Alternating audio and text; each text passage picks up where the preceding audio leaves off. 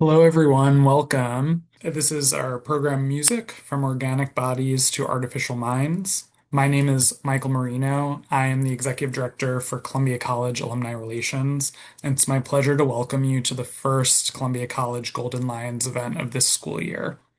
Golden Lions are a group of enthusiastic and energized Columbia College alumni who have surpassed their 50th reunion, and so I'd like to take a moment to congratulate any attendees from the class of 1975 who have just recently joined this cohort after celebrating their 50th reunion back in May. For today's program, we will be learning about how music empowers our social bonds as humans and the rising threat that artificial intelligence presents. The lecture will last about an hour with a 15-minute Q&A session following after that. If at any time you have a question, please feel free to submit it in the Q&A section at the bottom of your screen, and please include your name and class year when doing so. Those questions that are read during today's Q&A portion will be displayed. Now, I would like to introduce our guest speaker, Mariusz Kozak, Associate Professor of Music at Columbia. Mariusz earned his PhD from the University of Chicago in 2012. Prior to coming to Columbia in 2013, he was a postdoctoral scholar at the Indiana University Jacobs School of Music. Kozak's articles have appeared in the Journal of Music Theory Spectrum, and Music Theory Online, among others. His article, Feeling Meter, Kinesthetic Knowledge and the Case of Progressive Metal in the Journal of Musical Theory, won a 2023 SMT Outstanding Publication Award.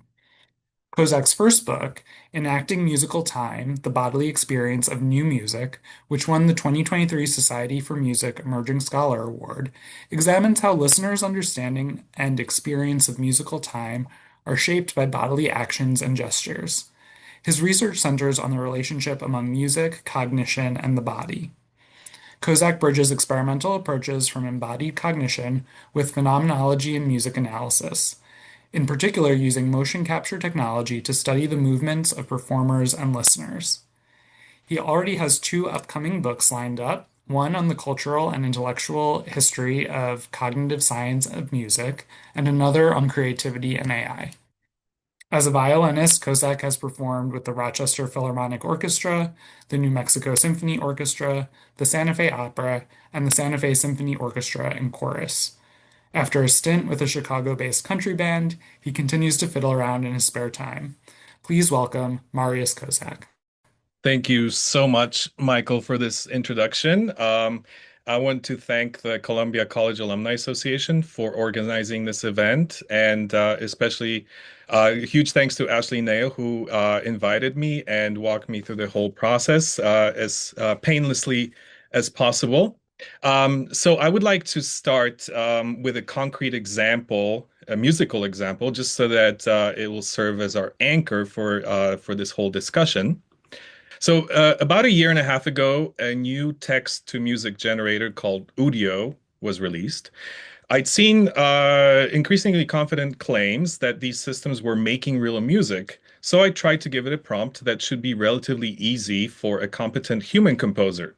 A string quartet in classical style with moderate tempo in a major key and expressing melancholy. And this is what Udio generated in about 30 seconds.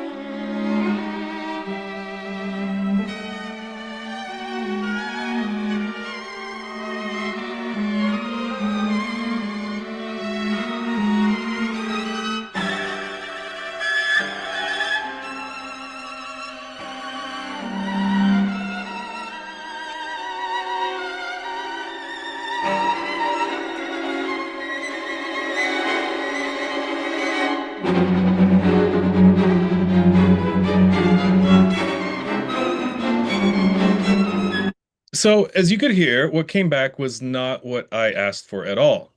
It is a string quartet, yes, but it has no stable key center. The tempo is erratic. And if I were to ascribe to it some emotional expression, it would definitely not be melancholy. If anything, it's dark, angsty, atonal, dissonant, full of pain and pathos.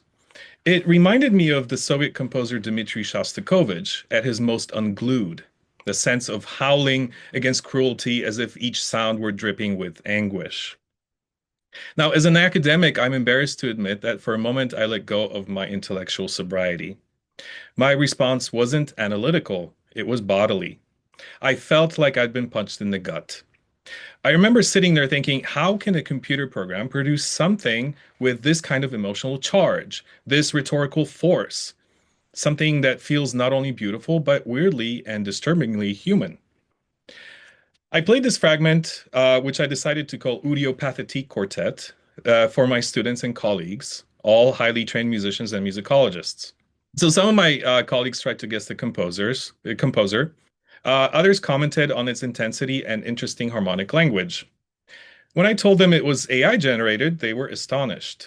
Not because everyone suddenly declared it a masterpiece, but rather what shocked people was simply how far the technology has come.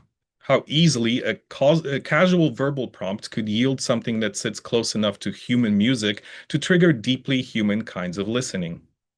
One of my students said something that's been echoing in my head ever since. This is the worst it'll ever be. Now, you might think this is where I launch into the fear story. Machines are taking over, art is dead, creativity is obsolete. But that's not where I'm going. I want to use this moment as a diagnostic because what Udio did to me in that instant wasn't just generate sound. It pressed on a fault line in how we define music and how we define ourselves. And in that sense, Udio and other generators like it didn't create the problem, they revealed it. Because this anxiety, this sense that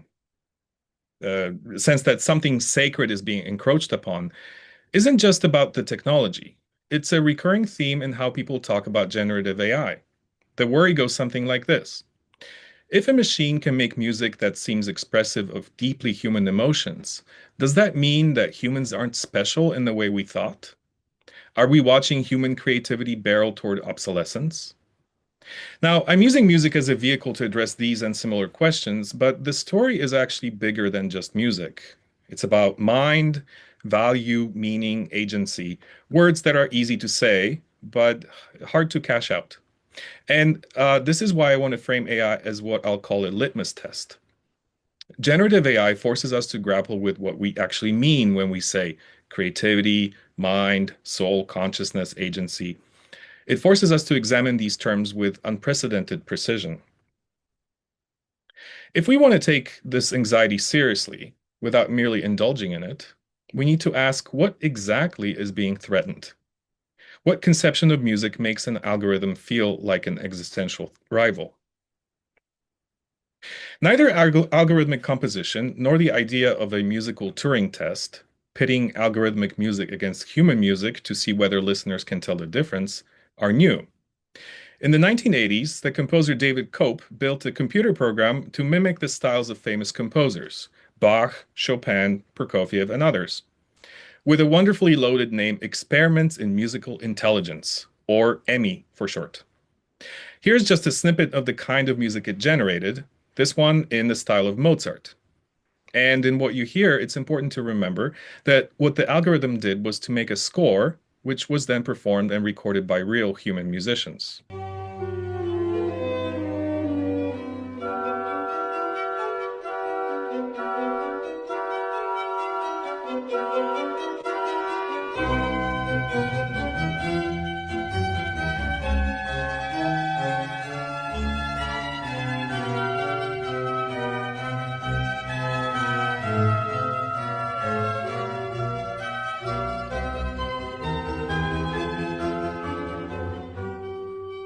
In the early 1990s, the cognitive scientist David Hofstadter, with whom you might be familiar from his groundbreaking book, Gödel, Escher, Bach, became fascinated by how effective EMI was at copying style. He organized a kind of live imitation game, playing Emmy's pieces alongside counterparts by the original composers, and asking audiences which version was genuine. And the way he tells it, even professional musicologists were often stumped. Hofstadter reports suffering something like an existential crisis. And it wasn't because he believed naively that humans are non-mechanical. In fact, he says he has long been convinced of the truth that humans are machines. His crisis came from a mismatch in style. Emmy's procedure felt to him radically simple, thousands, if not millions of times simpler than the intricate biological machinery that gives rise to a human soul, his words. And the simplicity mattered because it suggested a devastating possibility that what moves us in music might be reproducible by something that does little more than statistically analyze and recombine patterns. This led him to a key question. To what extent is music just a clever arrangement of riffs? And if it mostly is, then maybe music is much less, his words again, than I ever thought it was. What disturbed Hofstadter was that if a process as simple as Emmy could churn out piece after piece that speaks like Chopin, he would have to accept that Chopin might have been merely a fluent artisan rather than a profoundly feeling artist whose heart and soul he thought he knew. Notice what's happening here.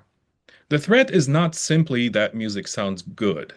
The threat is that listening to music for Hofstadter is inseparable from the sense that one is communing with another person across time and space, that music is a vessel for some kind of human essence, a kind of transformation of a soul.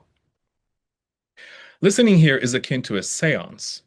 If a machine can generate artifacts that trigger the same sense of speaking from the beyond, then the fear is that the entire humanistic picture collapses. Not just music becomes less, we become less. So I'm spending time on Hofstadter because his reaction is a magnified version of what many people experience today with systems like Udio. You type in a prompt, almost instantly a short fragment appears, convincing enough to move you, and suddenly you're no longer arguing about algorithms. You're arguing about whether meaning itself is mechanically reproducible. You're arguing about whether our richest experiences were always just pattern recognition with some romantic story draped over it. So here's the litmus test stated plainly. If you think music is primarily an acoustical artifact, organized sound, then AI is an obvious rival. If music is reducible to patterns of pitch, rhythm, harmony, and timbre, patterns that can be captured statistically, then the only surprise is that it took this long for machines to get here. And if you think creativity is mainly about producing impressive outputs, then yes, the machine is learning to do what we do. But I'm going to argue that this entire framing is wrong. Not because AI can't generate music like outputs. Obviously it can. The mistake is in what we take music to be. The claim I'm going to put forth to you is that music is not merely organized sound. It's an ancient embodied technology for keeping us humans together. When we make or listen to music, we're not simply consuming sonic patterns. We're participating in a community building practice, one that coordinates our bodies, aligns our attention, and encodes our most precious social values. Once you see music this way, the AI question changes shape because it becomes clear that what matters is not whether an algorithm can generate novel sounds or master musical form. What matters is the why, the motivating force. In a nutshell, we humans create music because we're motivated to do so. We have needs, desires, vulnerabilities, histories, and social stakes. By contrast, AI generates music because it has been prompted to do so. Now, I must admit that I used to think about music almost exactly like Hofstadter. Back in my previous career as a professional violinist, I managed to convince myself that I played better and understood the music more deeply when I knew about the composer's life, their struggles. I mean, nothing gives meaning to art like an artist's struggles, right? That I knew the message they wanted to convey and the social and historical context in which they were composing. That's why it felt so good to play the likes of Gustav Mahler or Shostakovich. Few went through as much turmoil as these two. Or Beethoven, who, coming close to taking his own life because of his profound deafness, doubled down on creating music in order to fulfill what he thought was his artistic destiny. It's like I could sense their presence in the notes coming out of my violin. Like the music they left behind connected me with some otherworldly realm where I felt their pain and sorrow and experienced some vicarious catharsis. But today I'm not so persuaded by this view or by Hofstadter's despair. His mistake, if I can call it that, is that he locates meaning primarily inside the artifact, and inside the imagined interior of the composer, as if the piece itself carried a mystical payload that we decode. But if music's deepest function is embodied and social, if it's about being together in time, then meaning doesn't sit in the sound waiting to be extracted. Meaning is enacted by living beings with bodies, inside communities, under constraints, and with something at stake. So now I need to do something decidedly unromantic. If we want to move the discussion past arguing about ghosts, I think it's important to demystify AI, to peel away the magic and get to the basic machinery of what these systems are actually doing. And I use the word magic deliberately. Magicians work by exploiting the quirks and gaps in our cognitive processing, bending perception, hijacking attention, hacking the mind, as it were. Generative AI benefits from the same vulnerability by producing outputs in text, images, and music, domains where humans reflexively attribute things like intention, intelligence, meaning, and feeling. And so, before we get to the technicalities, it's important to admit that part of what we're responding to is not what the machine is, but what we are, how easily we project agency onto convincing surfaces. At the highest level, though, a generative system does one thing. It learns patterns from data, and then it samples from those patterns to generate new data that resembles what it learned. It's clever math and computer engineering. This matters because the word intelligence in artificial intelligence has encouraged many people, especially those with money and prestige on the line, to talk as if AI is a model of the human mind, if not the mind itself. And for most users, that technology remains impenetrable, making it feel uncanny and requiring us to rely on what its creators say it does. So, in the framing I'm using here, we should think of AI as much closer to a very powerful number processor. Think less machine learning and more total automation. It doesn't know what it ingests in training or what it generates. If it knows anything, it's probabilities. Before I explain these probabilities, let me insert a short historical warning, because it shows why understanding how it works won't automatically cure our cultural delusion. In the mid 1960s, the computer scientist Joseph Weizenbaum built a simple natural language program which he called ELIZA, after Eliza Doolittle, the Cockney flower girl in George Bernard Shaw's Pygmalion. ELIZA, the program, worked by asking open-ended questions and reflecting the user's answers back to them. It was modeled on Carl Rogers' reflective listening, which is a kind of therapy where the therapist mirrors the patient's statements. Now, what shocked Weizenbaum was how quickly this bare-bones system could induce powerful delusional thinking in quite normal people. His words. Users would spend hours chatting with Eliza, some even insisting it was conscious. Even Weizenbaum's secretary, who knew perfectly well what was happening under the hood, asked him to leave the room so she could have a, quote, real conversation with the chatbot. Weizenbaum tried to puncture the spell by publishing Eliza's source code, hoping that once the trick was revealed, the magic would crumble away. But what became known as the Eliza effect was too powerful, and even then, some users continued to believe the system was sentient. The lesson here is not that people are stupid or gullible, or perhaps people are gullible by design. Humans are meaning makers. We attribute agency, intelligence, motivation, and creativity even when none of these is intended. Language and music amplify this tendency because they're such distinctly human modes of expression. When an output is meaningful to us, we feel tempted to infer that there must have been intention in there. And when it's not an exact replica, we call it creative. I'd like you to keep Eliza in the back of your minds as we talk about modern systems, because while the technical sophistication has changed radically, the basic human projection has not. Okay, so back to what generative AI is doing. We've established the baseline, which is that it learns patterns from data, then samples from those patterns to generate new data that resembles what it learned. Everything else is a variation on two principles. The first principle is that everything for generative AI is probability, the likelihood of something occurring.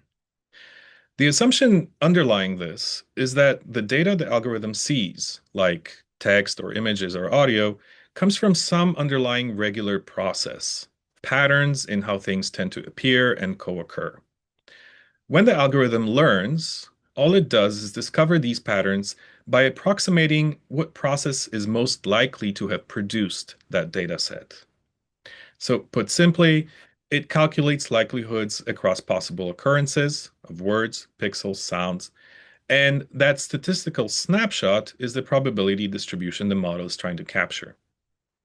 Once the system has approximated the probability distribution, once it has built a model, we say that it has been trained.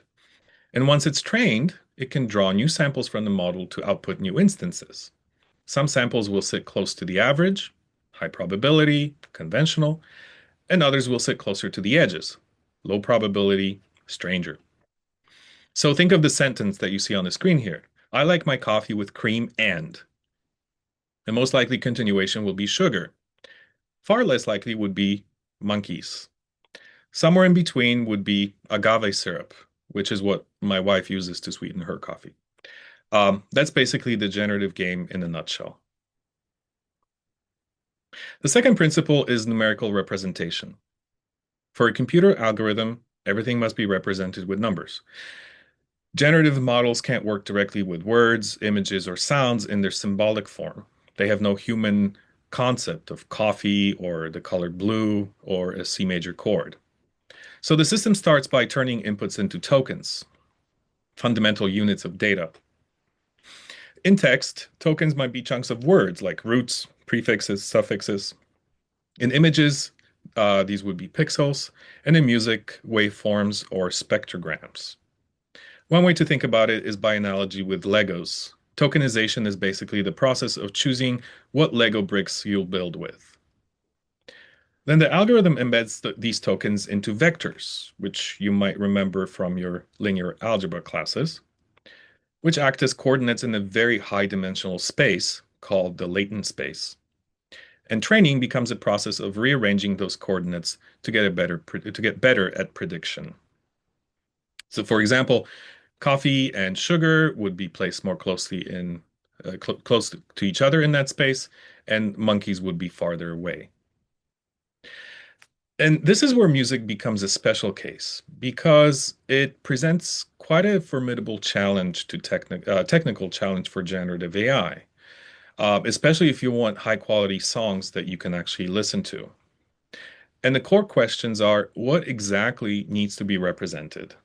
What are the tokens of music? How do we quantify them? And what is the numerical space in which to place them?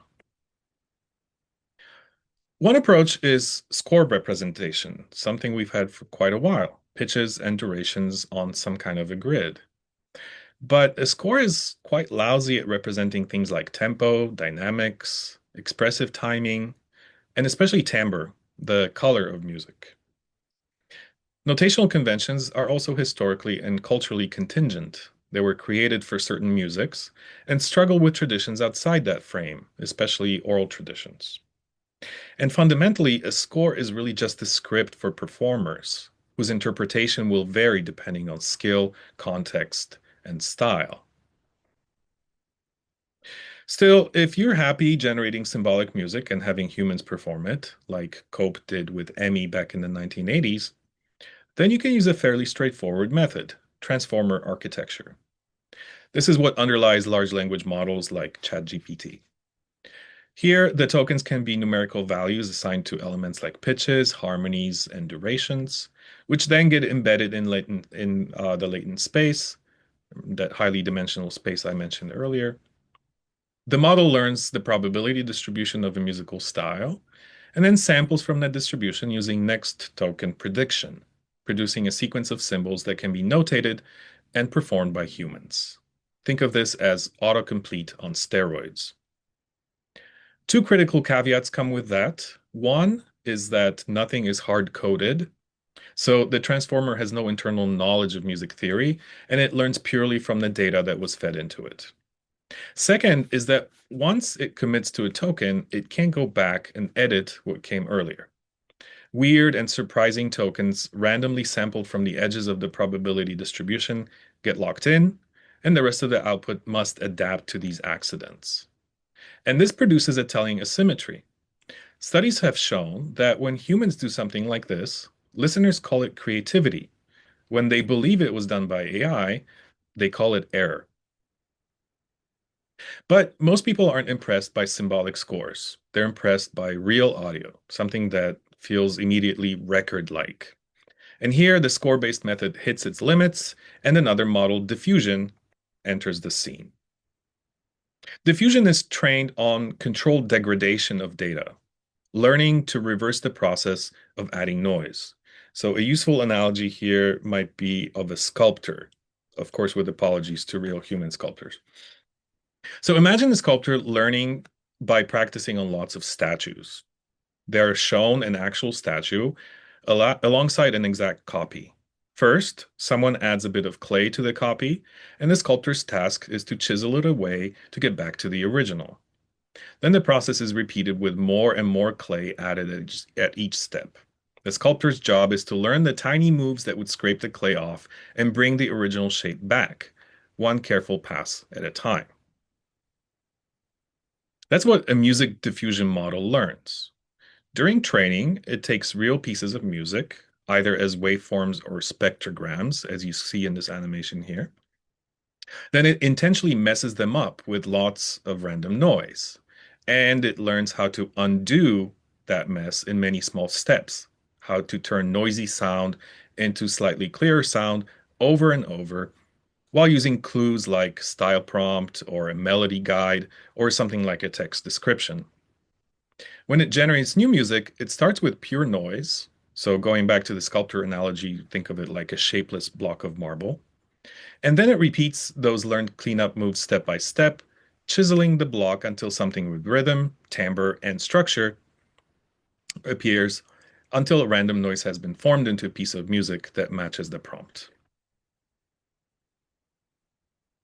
All right, so at this point, we could just keep getting deeper into the weeds and talk about how, for example, representing sonic features numerically sucks life out of music.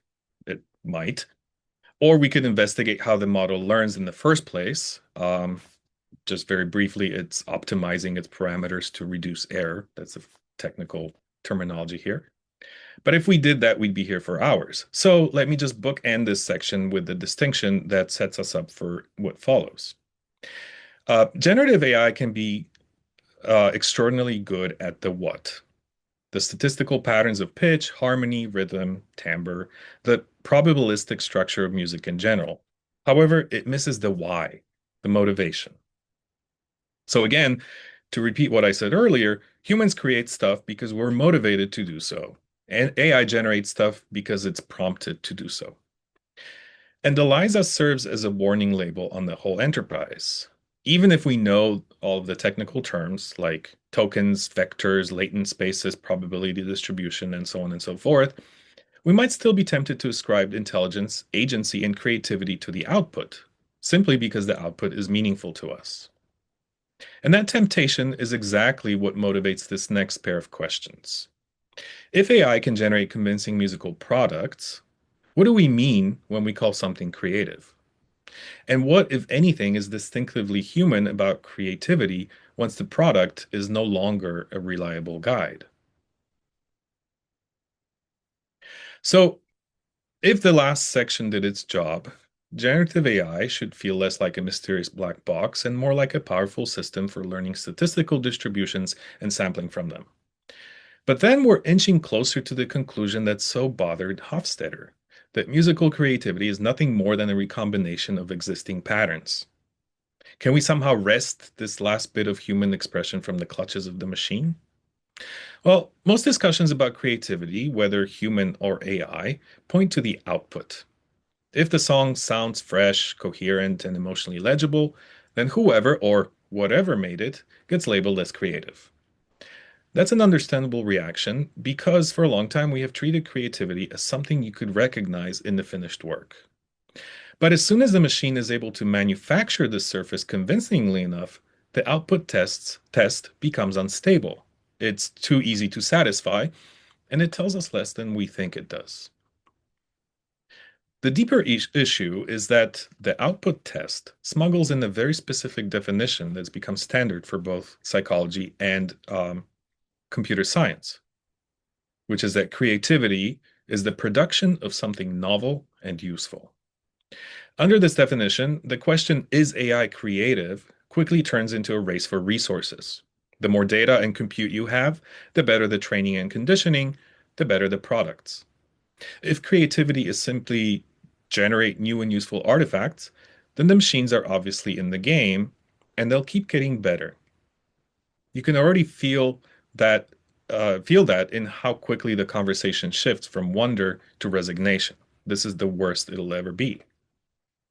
But there's a conceptual trap lurking in that definition. It encourages us to treat creativity as something contained in the artifact itself, like a substance you can pour into a song. And this encourages a second, even more seductive error. The assumption that if a work sounds melancholy, the creative must have felt melancholy. If it sounds anguished, the creator must have been in pain. If it sounds intimate, then intimacy must have motivated it. The historian John Mason, in his book The Value of Creativity, calls this the ergonic fallacy, the belief that the work, ergon, embodies the character of its creator, and that we can infer the character of the creator or of the creative act based only on what we see in the finished product. Generative AI exposes this fallacy almost too neatly. A model can output a joyful song without feeling joy. It can output pain without suffering. It can generate the right surface cues for humans to reliably interpret as expressive while having no experience, no biography, no vulnerability behind the sound. This doesn't prove that human expression is merely pattern recombination and art is really just craft. Rather, it proves that the artifact is not a reliable witness to the maker's interior life. A convincing expressive surface is not evidence of an expressive subject. If we want a definition of creativity that doesn't collapse the moment the surface can be simulated, we have to move upstream from product to process. What does that mean? Product creativity asks, is the artifact novel and useful? This disregards who or what created it, and it also eliminates a whole number of artifacts, like a child's drawing. And we could even talk about how art and music are useful. By contrast, process creativity asks what kind of activity produced it? What kind of agency was involved? What kinds of constraints were navigated? What judgments were made? What risks were taken? What revisions happened?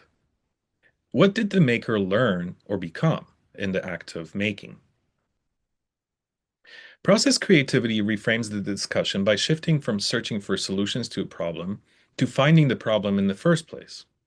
There's a classic study from the 1970s that makes this vivid.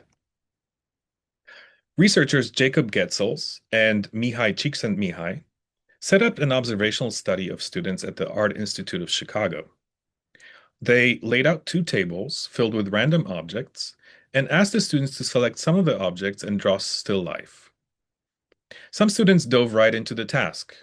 They quickly grabbed a few items that caught their eye and got straight to drawing. Others did something very different. They looked longer. They handled more objects. They turned them over, tried out different combinations, arranged and rearranged them repeatedly, and only gradually settled on a configuration they found satisfactory. They spent a lot more time contemplating the assignment before they ever put pencil to paper. The researchers described the first group as problem solvers, guided by the question, how can I produce a good drawing? The second group was described as problem finders, guided by a different question, what good drawing can I produce? Problem solvers approach the task in terms of execution, whereas problem finders in terms of discovery. The drawings were then shown to expert judges who agreed almost unanimously that the work made by the problem finders was more creative. But the real punchline came later. In follow-ups 5 and 18 years after this study, the problem finders were disproportionately more successful as professional artists, while most problem solvers had left the field. This study is illuminating because it shows us where creativity actually begins, namely, long before the product exists. It begins in the way a person explores the space of possibilities, tries to get a sense of what matters, and slowly frames the problem that the finished work will be an answer to. It begins in the messy pre-art phase: attention, curiosity, arrangement, hesitation, revision, and finally, after all that, commitment. Creativity is a mode of engagement with the world. Bringing this back to AI, a generative model may be excellent at producing answers, but it doesn't originate the question. It doesn't linger with materials until a constraint becomes meaningful. It doesn't develop obsessions. It doesn't cultivate taste through years of failure and recalibration. It doesn't live inside a world where choices expose it to embarrassment or triumph. It is prompted, it responds. If the prompt changes, the problem changes instantly, without leaving a residue. It has no reason to care which problem is worth pursuing because nothing is at stake for it. A legitimate question, then, is what problems does music address? To tackle that, we actually need to try and grasp the elusive question of why humans have music to begin with. The question already dogged Darwin, who famously called musicality among the most mysterious of faculties that humans possess, precisely because, on the face of it, it doesn't look useful for what he called our daily habits of life. It's quite ineffective at providing nourishment, shelter, or protection from predators. Darwin's proposed evolutionary explanation was that music functioned in sexual selection, an ancestral courtship technology. But unfortunately, this hypothesis runs into an obvious problem, which is that in humans, there is no clean link between musicality and sex. In particular, there's no strong musical dimorphism of the kind sexual selection stories often predict. Both men and women are musical. Children are musical. In fact, entire communities are musical. And music shows up not only in seduction, but also in caregiving, ritual, mourning, collective labor, war, worship, all domains that have little to do with mate attraction. Fast forward to the late 20th century, and we find an even more provocative claim, this one coming from Steven Pinker. Pinker famously called music auditory cheesecake. The idea being that, like a dessert loaded with fat and sugar, music is an ultra stimulus that hijacks capacities that evolved for other reasons, in particular language. Cheesecake tastes amazing, but it didn't arise from evolutionary pressures. It's an exploitation of our appetite. Likewise, in this view, music is a pleasurable accident, a byproduct of mental machinery designed for something else. Now, music, of course, is intensely rewarding. It can even be addictive. If it pushes the right buttons, it can flood our entire body with pleasurable sensations. But the cheesecake story fails to account for the stubborn fact that music is everywhere. Even if some societies don't recognize it as a separate concept, instead tying it to things like ritual, play, or physical labor, what we in the West would recognize as music is cross-cultural and persistent. And it's often expensive, with people across societies investing a lot of time and energy into music making. They do it when they're exhausted. They do it when resources are scarce. They do it when stakes are high. If music were merely cheesecake, its universality and cost would be hard to explain. So here's what I think is a better way to approach the puzzle. Instead of asking whether music is useful, we can ask what social problem could a practice like music solve so reliably that it would be worth the cost. So consider this. Early humans didn't survive as isolated individuals. They survived by cooperating in large groups, which included shared childcare, joint foraging and hunting, mutual defense, management of alliances, and cultural learning. But large groups have a basic problem of cohesion. How do you keep dozens of people, and eventually hundreds, committed to one another? How do you generate trust? How do you reduce internal conflict? How do you produce the feeling of we, not just me? Our closest primate relatives have a bonding mechanism, grooming. Grooming works by reducing stress and building affiliations. But grooming doesn't scale. It's slow and one-on-one. If your group is large, you can't maintain cohesion through grooming alone without spending your entire day stroking each other's fur. Another bonding mechanism that has been proposed by evolutionary psychologists is laughter. But here the problem is that it's short-lived and it reaches only a few people at a time. So humans needed a long-lasting, wireless way to bond, something like grooming at a distance or laughter that can go on for hours. And it had to bond many bodies at once, repeatedly and reliably. So here's where music starts to look less like cheesecake and more like purposeful infrastructure.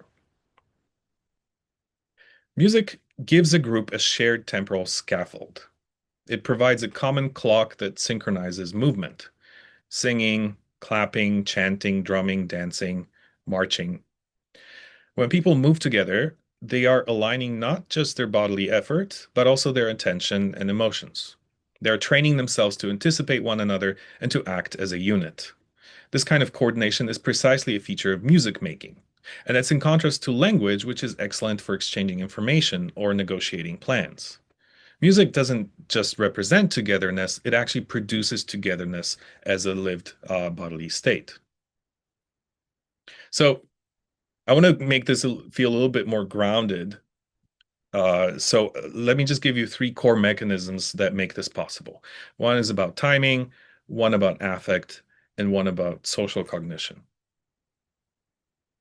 The first is what's called entrainment, the synchronization of rhythmic processes. In music, entrainment refers to the coupling of bodies to an external temporal structure, movement timing, attention cycles, and in groups, the alignment of those processes across multiple individuals. Entrainment makes joint action easier. It makes turn-taking smoother and cooperation more efficient. Importantly, our embodiment is crucial to this process. We don't just hear rhythms, we enact them. Movement is how we make sense of music. When you tap your foot, it's not a mindless reflex, but a form of understanding. In fact, consider the groove, something that characterizes many Black American-derived musical practices. Groove is not in the sound. Instead, groove is the relationship between patterned sound and living bodies that want to move together.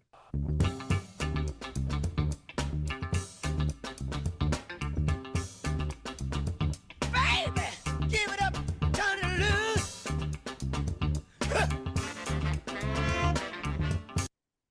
The second mechanism is hormonal and affective regulation. Collective singing and dancing changes how people feel. Group music making tends to produce pleasure, reduce stress, and lead to social bonding.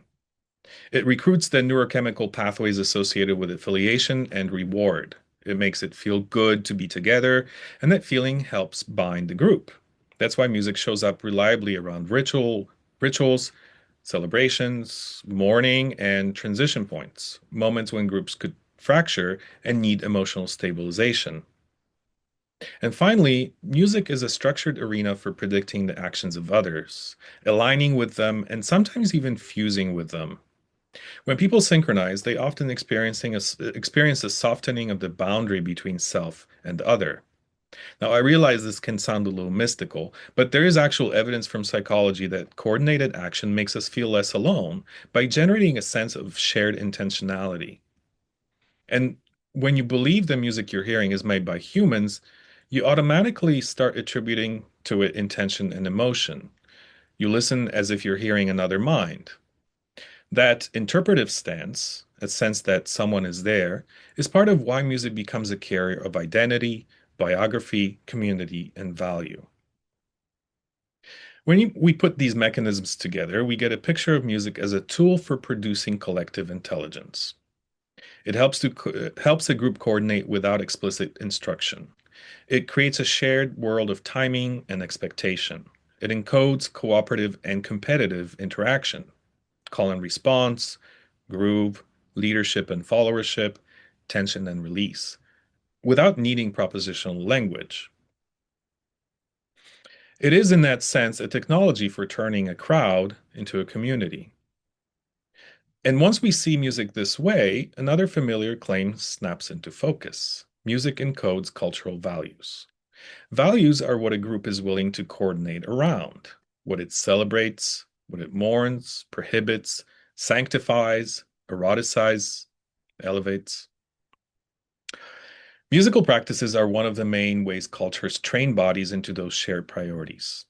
The style doesn't matter as much as the function. Music is where a culture rehearses itself. Here's one pithy summary I want you to take with you. Language brought people together. Music kept them there. Here's another. Music is not about organized sound. It's about organized being with others. So now we can return to AI with a sharper lens. Generative AI can produce convincing musical surfaces. It can approximate style. It can generate form. It can even press the same perceptual buttons humanly created music presses in us. But it doesn't have the evolutionary need to bond with, well, anybody. It doesn't need to belong. It doesn't need to keep a community together. It doesn't risk loneliness or rejection. Put simply, it has no skin in the game. So when an AI system produces something that moves you, what's happening is that the output is good enough to activate the human bonding mechanism, the social motor system that evolved to make us coordinate our actions, feel like we belong together, and attribute intention to things we find meaningful. That's the crucial reframing I'm proposing here. The human aspect of music is not located in the sounds themselves, but rather in the lives of the humans who make and listen to music, in motives, histories, bodies, communities, and the shared practice of being together in time. This then sets up the next step, one that, unfortunately, due to time, is outside the scope of this webinar, but it's actually the goal of this entire project.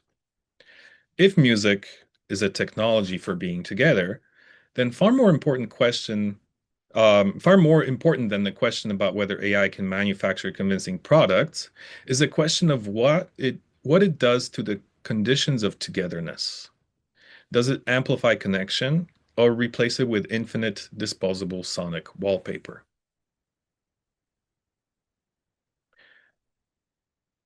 So a few weeks ago, I posted on LinkedIn that if we want our AI to generate better music, and I believe we should want that, we need to train it on the creative process, not just the products. My idea wasn't to offer a blueprint as much as to call out the blind spots in models that are currently on the market. What I didn't expect, perhaps naively, was how much pushback I'd receive from musicians. One recurring theme echoed Hofstadter's claim we saw earlier, that music is untouchable to algorithms because it's an expression of the human soul. So, by way of a conclusion, I want to address the existential stake of generative AI, recapitulating the themes I introduced along the way. When musicians insist that AI can't or shouldn't make music because music is an expression of the human soul, they aren't making a literal metaphysical claim so much as drawing on a deep cultural inheritance. The equation of music with the soul originates in Romantic expressivism, the late 19th century belief that art reveals an artist's unique inner life. In that framework, the creative act externalizes one's deepest emotions, suffering, psychic turmoil, and other internal phenomena. While the claim carries obvious traces of religious and spiritual thought, even for secular artists, music is often imagined as a form of transcendence, a channel for something larger than oneself. By the mid-20th century, this romantic residue fused with the politics of authenticity in jazz, rock, and black musical traditions. Improvisation, groove, and feel became audible markers of human presence, of a life lived in and through sound. Calling AI soulless is thus a moral stance, insofar as it denies that statistically generated patterns can bear the social weight of risk-taking, of one's unique history and identity. For many working musicians, art is also one of the last refuges of non-automated selfhood in a world already saturated with algorithms. To defend music as an expression of the soul is to protect a space where the human still matters, a privileged site of meaning, irreducible to mechanical reproduction. While it might be easy to wave away any sort of soul talk as out of touch with contemporary reality, a careful look reveals that it serves as a kind of shorthand for ideas that are otherwise hard to pin down. For one thing, it draws a boundary that technology is not meant to cross: the domain of beings who feel, who care, who provoke and seduce, who assemble to experience some kind of transformation, like an increased sense of belonging, often at a cost to themselves. It also masks material anxiety, loss of livelihood, by converting an economic threat into an ontological one. I'm not just fighting for my share of the profits, I'm defending the essence of humanity. And it also moralizes the distinction between human and machine, transforming a technical question about output quality into an ethical one about the proper sources of meaning. So, in that sense, soul is a political line in the sand, a provocation in itself. In fact, if we strip away the religious veil, these musicians are gesturing toward real differences between human creation and algorithmic generation. Human music making carries with it biography and risk. To go back to my notion that music is more than organized sound, when you listen to a solo by John Coltrane, you're not just listening to a pattern of notes. You're listening to a real human being whose sounds are entangled with his body, his practice, his history, and his community. In Coltrane's case, you're listening to an artist whose music was inseparable from his spiritual searching, his technical obsession, and his cultural position as a black man in 1960s America.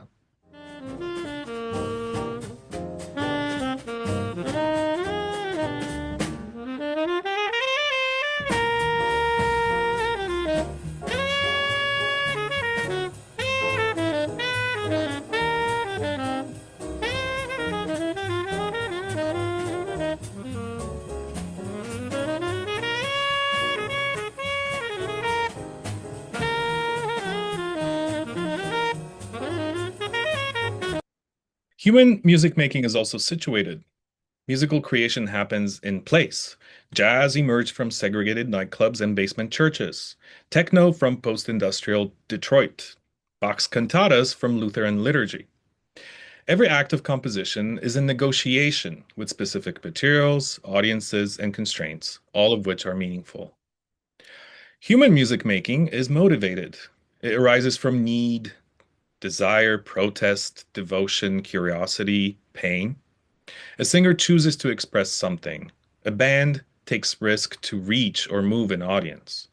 The act is intentional and often costly. The sounds carry the pressure of wanting to do something, to comfort, seduce, celebrate, mourn. And when humans make music, they are ready to be held accountable, or at least they should be. Whether it's a wrong note, a tasteless lyric, a moving performance, or an energizing groove, these all come out of someone's instrument, including the voice. The possibility of embarrassment or triumph is integral to artistic seriousness. Risk is what separates improvisation from automation, insofar as each live performance reaffirms the notion that creation involves uncertainty and consequence. Without a doubt, listeners do treat music as testimony, anchoring the complex ecology of meaning and concerns about what it's like to be this kind of person, in this situation, feeling this way. A song can testify to a life because there is a kind of contract between performers and listeners, a relationship built on trust that someone chose to make this particular song and is ready to bear the consequences. Generative models, however advanced, don't have projects or commitments. They merely produce patterns. The insistence on soul is therefore a shorthand for this complex of subjectivity, agency, and motivation, qualities that ground art in lived experience. However, the soul vocabulary does suffer from a weakness, which is actually several weaknesses. One of them is that it conflates many separate issues, including consciousness, authorship, social meaning, as well as aesthetic value. But it also traps music in a romantic mold that sidelines collective forms of music making, which are often understood functionally and embedded in other human activities, ritual, play, or physical labor, where personal self-expression is either secondary or non-existent. Regardless, what the artists are defending are actually four interlocking features of musical humanism: conscious subjectivity, biographical anchoring, purposeful agency, and risk-laden accountability. Once we name these features, the argument becomes clear.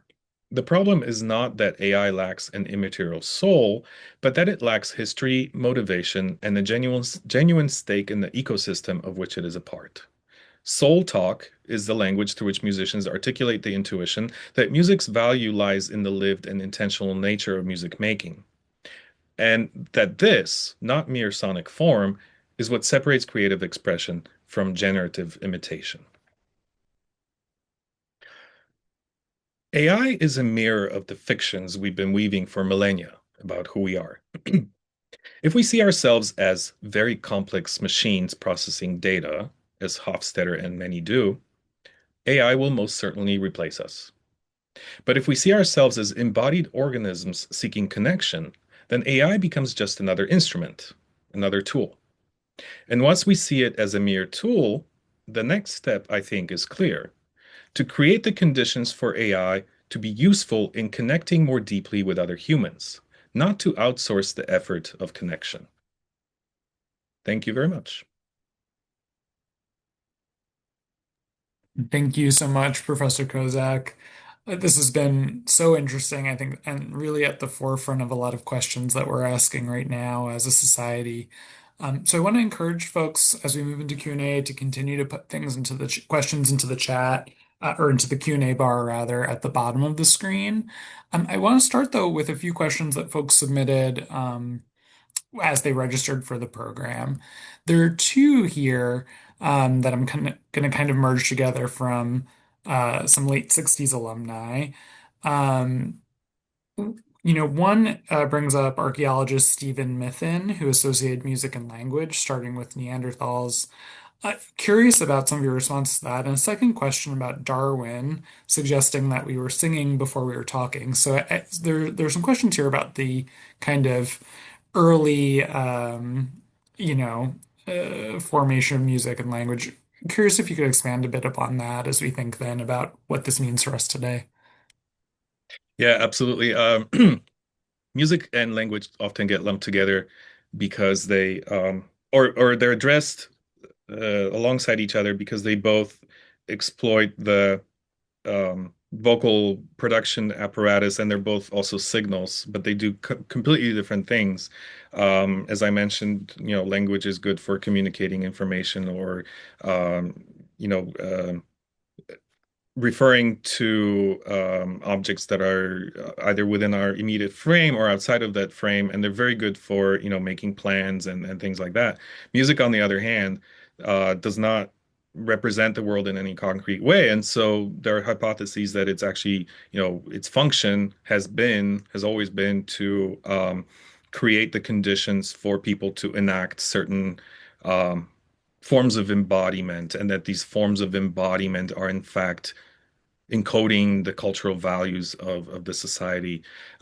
There's an excellent book by Gary Tomlinson called A Million Years of Music, where he actually Mm, goes further back in time than Darwin or Mython or anybody else, and he actually starts with an argument that already uh, pre-Homo sapiens, our pre-Homo sapiens ancestors had something music-like, in that they developed the ability to synchronize with each other and with external phenomena, and to do so in a way that is very flexible. So, for example, something that only humans can do is that if you are, if I were to give you some kind of a rhythm, a beat, and then I sped it up, you would be able to synchronize with that in real time online, and mm, other apps have that.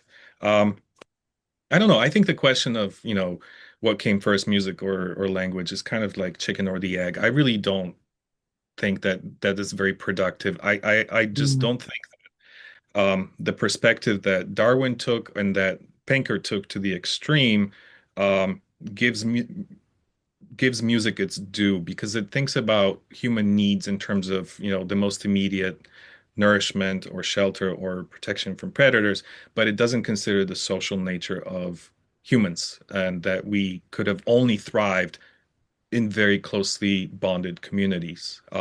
So I mm, think, I'm going to be King Solomon here and split the difference. I think that music and language evolved simultaneously, side by side, and one served one function and the other served a different function, and both of these functions mm. were necessary for human societies to develop. Yeah, thank you. We got another question from the pre-questions about th this idea of music as a product or a process, right? The question asker, a 75 alum, it adds a bit of a spin to what you had suggested in your talk, is that music as a product is something that can be monetized, and a desire for us to gain by music streaming how we engage in it. So they're curious a little bit more about how that came to be, music as a product in that way, a commodity, Mhm. and how we're thinking about music as a process, something inherent to the human experience, something that's to listen to and not just to buy. So any thoughts on that reflection? Yeah, absolutely. I think that's a really important one, because here AI is really taking to the extreme something that's been brewing for the past well over 200 years, which is this idea that music can be commodified. That really arose in the late 18th century with Mhm. the development of copyright laws, um, and who gets the financial benefit, who benefits financially from a creative work. With music, music kind of resisted it for a long time because music is, unlike, let's say, literature or visual arts, music is ephemeral, and so it really wasn't until in the late 18th century, music publishers started to flourish. I mean, they'd existed long before then, but in the 18th century sees a real kind of need for printed music because now the European bourgeoisie they're you know wealthier, they have more leisure time, and they have instruments that they can play at home, and so now they want all this music that they can play for themselves. So now we have this idea that you can actually purchase a piece of music and own it, and you can perform it at your home. That gets amplified in the 20th century with the recording industry, um, and what it means to have ownership over something like music. And here the copyright law is woefully behind the times because it doesn't really, address who, like, if let's say I use something like Udio to generate my Pathetique quartet, like, am I the rights owner to Mhm. this? Is Udio, like, who actually owns this thing, right? Um, Also, the 20th century saw the rise of basically, background music as kind of sonic wallpaper. It began with silent cinema, where publishers would supply musicians who played at movie theaters with just these huge catalogs of sheet music that they could quickly turn to. Like, if you had a Mhm. chase scene in the film, you go to the piece called chase scene and you just played that. Or if you had like a romantic scene, you go to a romantic scene and play that, right? Once the recording technology took off, that became, of course, available on records and then other media. And this was all created by hugely versatile and creative composers, and it was recorded by actual musicians, but it was all for profit. That there was Mhm. nothing aesthetic, or there was no aesthetic goal there at all. It was basically like, write music that sounds sad, write music that sounds happy, have someone buy it and license it so you can make money off of that. And you know, we are just living the consequences of that, I think. Yeah. Yeah, absolutely. Someone in the Q&A is says that perhaps generative AI is simply another instrument for us to consider rather than a product or experience. Curious if you have a response to that or other thoughts on that. I do, and I think this is how we ought to, if I can get ethical here. I think this is how Mm, we to consider generative AI as a tool. Unfortunately, the problem there is that we are dealing with a technology that seems like it's modeling, like it's producing things that make sense to us. And that's mm, different from any kind of technology that we've used before, right? Um, like a hammer is an inert object, it's not going to speak to you. It's just there and use it for hammering, right? With generative AI, it seems like there is um, a back and forth, and that's the problem. That's the Eliza effect, right? Like, we mm, start to assign features of, agency or intentionality to this computer program. Also, who owns this stuff? I mean, it's just a handful of huge companies that have trillions of dollars invested in it, really powerful people who have invested in this. So as a tool, it's really not available to everybody. You can make a hammer by yourself. Most people could not make a transformer on their own, even though there are like YouTube videos how to do it. Most people don't have the compute to do that. And so that's another part of the problem. It's kind of like democratization of this technology. I think that will also be a necessary step to make it more open source and make it easier for people to create their own if they wanted to. There are, of course, artists who are making their own generative AIs.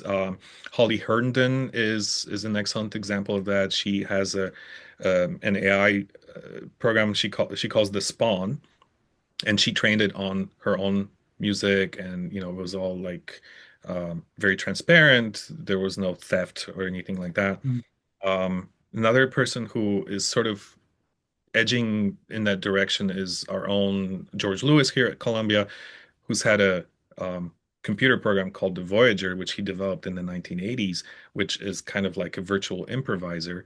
Um, but it was never an AI. Like there was no machine learning in it. Now he's starting to go in that direction as well. So there are mm. people who are sort of pressing against this and this notion that AI is going to take over and human creators are going to disappear. And they're like, okay, we're just going to create our own tools and embrace that technology, but use it in a way that just enhances our own creativity. Yeah, absolutely.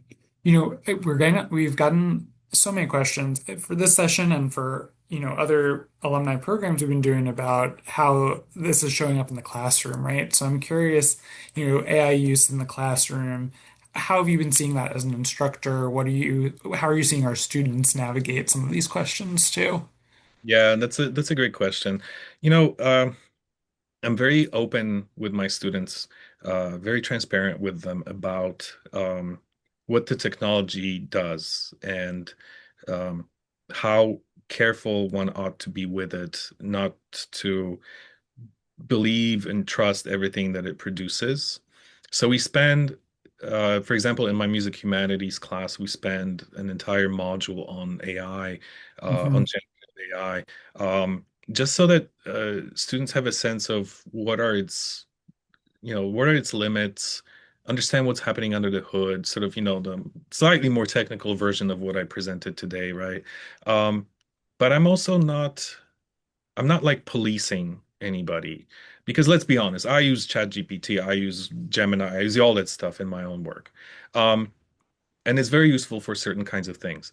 And we talk about that. And then I tell the students especially in music hum, and this might resonate with the viewers, that music humanities is really the last time in their lives when somebody will genuinely care about their musical opinion. Like, let's be honest. Once you graduate from college, it's like nobody really cares like what you like to listen to. It's like, okay, that's fine. But I do. I genuinely care about what my students have to say about this music. And I tell them, like, if you're using ChatGPT to write your responses, you're doing yourself a disservice because your opinion is not being heard. It's just some machine, right?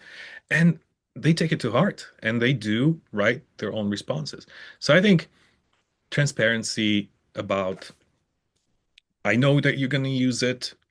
There's no way for me to check it, but you're paying a lot of money to come to this school. and it's in your best interest, not to actually write your own words. Also, there have been studies that came out recently that show that there's like an actual neural degeneration that happens with overuse of large language models.